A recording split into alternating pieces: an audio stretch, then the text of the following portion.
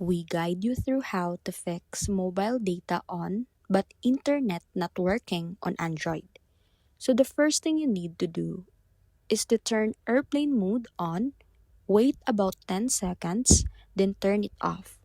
Next, go to settings, tap connections or network and internet, then select mobile network and make sure mobile data is enabled. Check that your preferred network type is set to 5G, LTE, or 4G, depending on what your phone supports. If it still doesn't work, turn your SIM card off and back on, or restart your phone. You can also check your APN settings by going to mobile networks, then access point names, and make sure the correct APN is selected for your carrier. And finally, check if you still have an active data plan and enough data available.